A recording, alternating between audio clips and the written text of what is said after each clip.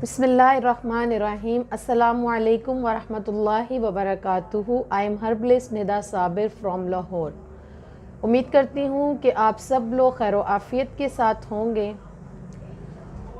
इससे पहले कि हम लोग अपने टॉपिक की जानिब आगे बढ़ें, मेरे चैनल को सब्सक्राइब कर लीजिए। मेरे चैनल का नेम है सिंपल ऑर्गेनोपैथी और बेल आइकॉन को ज़रूर प्रेस कर लीजिए ताकि आप लोगों को मेरी नई से नई आने वाली वीडियोस जो हैं वो मिलती रहें और आप इनसे फ़ायदा उठाते रहें। आज हम लोग बात करेंगे एक ऐसे टॉपिक पर जो कि मौसम सरमा का कोई आम नहीं बल्कि एक बहुत ही ख़ास टॉपिक है और ये टॉपिक है नमूनिया। नमूनिया जो है ये क्या होता है और इसके होने की क्या रीज़न्स होती हैं और इसकी क्या सिम्टम्स हैं और इसका ट्रीटमेंट जो है वो किस तरह से किया जा सकता है। तो आज हम बात करते हैं नमूनिया के टॉपिक पर। नमूनिया जो है उसके होने के क्या क्या असबाब हो सकते हैं। तो सबसे पहले चूँकि सर्दियों का मौसम है तो सर्दी के मौसम के अंदर अपने आप को सर्द मौसम से ना बचाना, यानी गर्म माहौल का इंतज़ाम ना करना, गर्म कपड़े ना पहनना और ठंडी हवा में बग़ैर जो है गर्म कपड़ों के घूमना और जो सर्दी से बचने की एहतियाती तदाबीर पर अमल ना करना। इसके अलावा सर्द ग़िज़ाओं का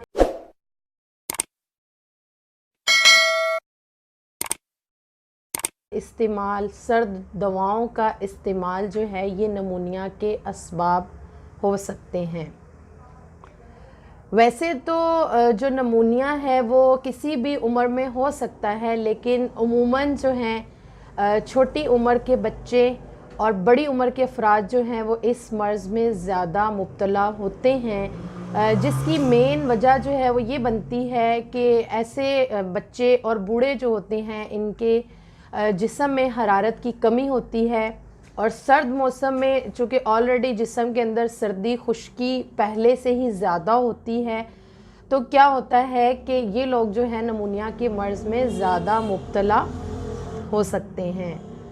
नमूनिया का जौन सा मर्ज़ है इसकी इब्तिदा नज़ला, ज़ुकाम, फ्लू, कफ़ वग़ैरह से शुरू होती है और अगर एहतियाती तदाबीर पर अमल ना किया जाए तो ये आगे चलकर नमूनिया बन सकता है। इसलिए ज़रूरी है कि सर्द मौसम के अंदर जो है अपने आप को गर्म रखने की कोशिश की जाए, गर्म माहौल अपनाया जाए, गर्म लिबास पहना जाए और गर्म ग़िज़ाएँ जो कि हमारे सीने को गर्म रखें, ऐसी ग़िज़ाओं का जो है वो इस्तेमाल किया जाए। नमूनिया जो है ये होता किस तरह से है कि सर्द मौसम के अंदर जिस वक़्त हम लोग बाहर खुली हवा में घूमते हैं तो हमारे नोज़ के ज़रिए से जो ठंडी हवा होती है वो हमारे सीने, हमारी सांस की नाली में से जाती हुई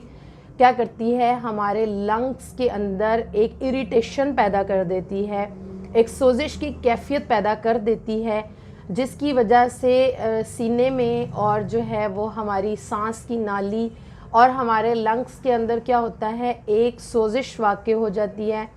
एक सुकेड़ वाक़ हो जाता है, जिसकी वजह से जितने भी जो रास्ते हैं और ग़िशाएँ हैं वो तंग हो जाती हैं और फिर तंगी की वजह से सांस लेने में दुश्वारी पेश आती है। नमूनिया जो है वो बेसिकली ये वायरल भी हो सकता है, लेकिन कभी कभी जो है ये वायरल नहीं भी होता और ये बैक्टीरियल इन्फेक्शन से भी हो सकता है। तो हमारे जो लंग्स हैं इनमें से जिस वक़्त हमारा राइट वाला लंग यानी हमारा दायां फेफड़ा जो होता है उसके अंदर जब सोजिश वाक़ होती है तो नमूनिया का मर्ज़ हो जाता है। और इसके मुकाबले में अगर देखा जाए ज़ातुल जंब का एक मर्ज़ जिसके बारे में आप लोगों ने सुना होगा, ज़ातुल जंब और नमूनिया के अंदर जो है वो ज़मीन आसमान का फ़र्क है। ज़ातुल जंब जो है ये गर्मी से होता है और नमूनिया जो उनसा है ये सर्दी से होता है। और जिस वक़्त राइट वाले लंग के अंदर जो है वो सोजिश होती है तो नमूनिया का मर्ज़ होता है और जिस वक़्त हमारे लेफ़्ट वाले लंग के अंदर जो है वो सोजिश होती है, तो उसकी वजह से ज़ातुल जंब का मर्ज़ पैदा होता है। तो ज़ातुल जंब जो है वो क्या है और उसकी क्या अलामात हैं, इसके ऊपर इंशाल्लाह हम फिर किसी और लेक्चर के अंदर इस टॉपिक पर इंशाल्लाह तफसील से बात करेंगे। तो चूँकि हमारा आज का टॉपिक जो है वो है नमूनिया, तो अब हम बात करते हैं नमूनिया की अलामात के बारे में। होता क्या है कि इसकी इब्तिदा, जैसा कि मैंने पहले भी ज़िक्र किया कि इसकी इब्तिदा जो है वो नज़ला ज़ुकाम से होती है, फ्लू से होती है, कफ़ से होती है, और जब प्रिकॉशंस पर अमल ना किया जाए और एहतियात ना बरती जाए तो ये आगे बढ़कर नमूनिया वाली सिचुएशन पैदा हो सकती है। तो इसके अंदर जो है क्या होता है, नज़ला ज़ुकाम के बाद फिर जिस्म में बुखार की कैफियत पैदा हो जाती है, और इसका जौन सा बुखार होता है उसकी शिद्दत तकरीबन 102 से 104 तक हो सकती है। और मॉर्निंग के अंदर जो है वो बुखार कुछ हल्का होता है, लेकिन जैसे जैसे शाम का वक्त होता है जिसमें सर्दी की शिद्दत बढ़ती जाती है तो बुखार की कैफियत भी शदीद होती जाती है। नमूनिया का जौन सा पेशेंट होता है, इसको प्यास तो बार बार लगती है, लेकिन भूख जौन सी होती है वो मर जाती है, और खाना खाने को जो है वो दिल नहीं करता। एक बेचैनी की सी कैफियत जो है वो जिस्म के अंदर होती है। सांस लेने में जो है वो दुश्वारी और तंगी महसूस होती है, और सांस बिल्कुल गर्म महसूस होती है, और जौन सी सांस की रफ्तार है वो तेज़ हो जाती है। अब आगे चल के क्या होता है, अल्लाह ना करे अगर निमोनिया जो है ये बिगड़ना शुरू होता है, और वही हमारी इरिटेशन जो कि इन्फेक्शन एक बॉडी के अंदर चल रहा होता है, जब ये इरिटेशन जो है ये इन्फ्लेमेशन में चेंज होती है, यानी वो जो सोजिश है, वो जो सुकेड़ है, जब वो वर्म वाली कंडीशन पे जाता है तो फिर जो है ये मामला और ज़्यादा ख़तरनाक हो जाता है, और इंसान की ज़िंदगी जो सी है वो ख़तरे में पड़ सकती है। और उस कंडीशन पर आकर फिर जो मरीज़ है उसके लिए, चूँकि उसके सीने के अंदर वर्म जो होता है वो बढ़ चुका होता है, तंगी और ज़्यादा हो चुकी होती है, इसलिए उसको सांस लेने में, खांसने में, बातचीत करने के अंदर इंतहाई दुश्वारी का सामना करना पड़ता है। अब ऐसे मरीज़ का जिस वक्त लैब टेस्ट करवाया जाता है तो क्या होता है, इसकी जो सी CBC रिपोर्ट होती है उसके अंदर इसके WBCs जो से होते हैं वो एक्सेस नज़र आते हैं, इसके WBCs बढ़े हुए होंगे। इसके अलावा उसका अगर चेस्ट एक्सरे करवाया जाएगा तो उसका जो राइट वाला लंग है उसके अंदर वाइट कलर के डॉट जो से होंगे वो एक्सरे के अंदर दिखाई देंगे। इसके अलावा ऐसे मरीज़ को जो है वो बलगम इतनी ज़्यादा मकदार के अंदर ख़ारिज नहीं होता, चूँकि सांस लेने में भी दुश्वारी होती है, और अगर जो है वो कुछ बलगम, ज़्यादातर बलगम जो होता है उसके लंग्स के ऊपर चिपका हुआ होता है, और अल्लाह ना करे यही कंडीशन जब ज़्यादा बिगड़ती है तो आगे जाकर फिर ये जो है वो TB की कंडीशन को भी जो है वो पैदा कर सकता है। तो आगे हम लोग अब बात करते हैं इसकी ट्रीटमेंट के बारे में कि किस तरह से हम एहतियाती तदाबीर पर अमल करके और अपनी ग़िज़ा के ज़रिए से इसको इलाज कर सकते हैं। जैसे कि हम देखते हैं आजकल जो है वो हर हस्पताल में, यानी ठंड लगने की वजह से नमूनिया के अमराज जब बढ़े हुए हैं तो लोगों का जो है वो रुख हॉस्पिटल्स की तरफ है, और लोग जो है वो इस तरह के मर्ज़ के अंदर बहुत ज़्यादा परेशान हैं, और इतना ज़्यादा जो है इसके ऊपर वो पैसा भी लगाते हैं, और बाज़ औक़ात अल्लाह के हुक्म से शिफा हो भी जाती है, लेकिन बाज़ औक़ात जो होता है वो जान से हाथ भी मरीज़ों को जो है वो धोना पड़ता है। लेकिन इंशाल्लाह अगर थोड़ी सी एहतियाती तदाबीर पर हम लोग अमल कर लें तो उसमें सबसे पहली चीज़ जो है वो ये है कि अपने सीने को कवर रखा जाए, ठीक है। गर्म माहौल के अंदर मरीज़ को रखें, उसके कमरे को गर्म रखें, उसके हाथ पाँव जो हैं वो कवर होने चाहिए, उसका सीना कवर होना चाहिए, और उसको जो है उसके सीने पर नमक की, इसके अलावा जो है वो गर्म रेत की, गर्म पत्थर की, और जो है कोई से भी गर्म मिजाज के तेल आ जाते हैं, उसके अंदर जो है वो तिलों का तेल हो सकता है, तारपीन ऑयल हो सकता है, उसका उसके सीने पर जो है वो मसाज किया जाए। तो इन एहतियाती तदाबीर पर जो है वो अमल किया जा सकता है। इसके अलावा जो ऐसा पेशेंट होगा उसकी ग़िज़ा जो है हम लोग किस तरह की रखेंगे, तो ऐसे मरीज़ को जितनी भी वाइट वाली चीज़ें हैं, लाइक दूध है, दही है, इससे बनी हुई चीज़ें हैं, और कार्बोहाइड्रेट्स और नशास्ता वाली जितनी भी ग़िज़ाएँ हैं उसको टोटली स्टॉप कर देंगे। ठीक है, इसके अलावा उसकी ग़िज़ा के अंदर किन चीज़ों को हम लोगों ने ऐड करना है, उसकी ग़िज़ा में उसको देसी मुर्ग की यखनी ज़्यादा दी जाएगी, बकरे के गोश्त की यखनी दी जा सकती है। ठीक है, इसके अलावा जो है वो देसी अंडों का इस्तेमाल करवाएं, देसी अंडों का हलवा बना कर दिया जा सकता है।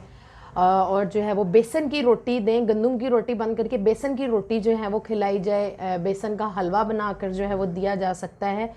तो इंशाल्लाह जब इस तरह की डाइट उसको मुसलसल दी जाएगी और उसको गर्म एनवायरनमेंट के अंदर रखा जाएगा और इन एहतियाती तदाबीर पर अमल किया जाएगा, तो इंशाल्लाह जो है मैं कह सकती हूँ कि 3 से 4 घंटे के अंदर पेशेंट जो है वो बिल्कुल ठीक होकर बैठ जाएगा और 1 से 2 दिन के अंदर बिल्कुल उसकी कंडीशन जो है वो बिल्कुल नॉर्मल जो है वो हो जाएगी। ठीक है, अब थोड़ा सा हम लोग बात करते हैं इसके ग़िज़ाई इलाज की तरफ। तो ग़िज़ाई इलाज के अंदर जो है वो क्या करना है, एक मैं आप लोगों को हर्बल टी जो है वो बता देती हूँ। उसके लिए ये है 2 से 3 अदद जो है वो लौंग लेनी है और 2 साइज़ के जो है वो नॉर्मल साइज़ के दालचीनी के पीसेस ले लेने हैं। इसके अलावा जो है 3 अदद जो है वो मुनक्का इसमें ऐड कर लीजिए, 1 से 2 चुटकियाँ जो हैं वो अजवाइन की ऐड कर लीजिए। ठीक है,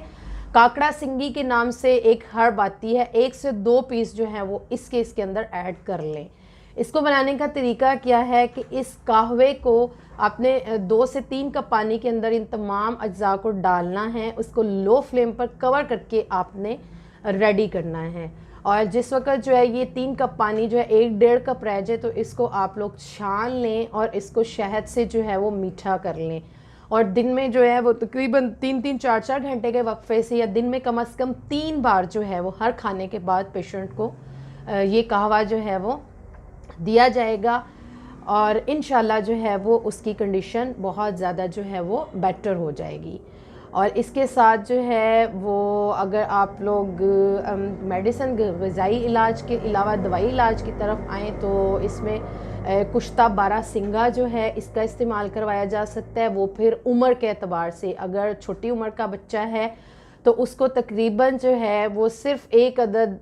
चावल जो है दिन में 1 आध बार बस दिया जा सकता है। बाकी जो है जब भी कोई ऐसी कंडीशन हो तो कभी भी जो है वो सेल्फ़ मेडिकेशंस मत किया करें। मैं आप लोगों को यही कहूँगी कि ये लेक्चर्स और ये तमाम ग़िज़ाई इलाज तो आप लोग कर सकते हैं,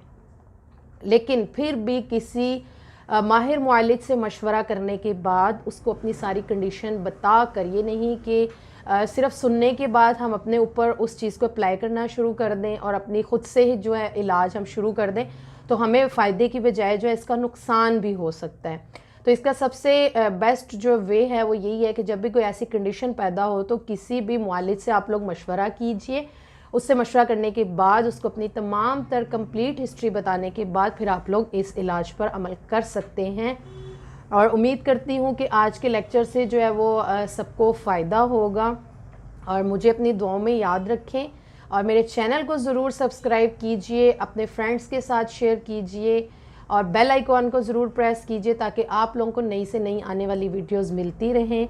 दुआओं में याद रखें। अस्सलामु अलैकुम वरहमतुल्लाहि वबरकातुहू।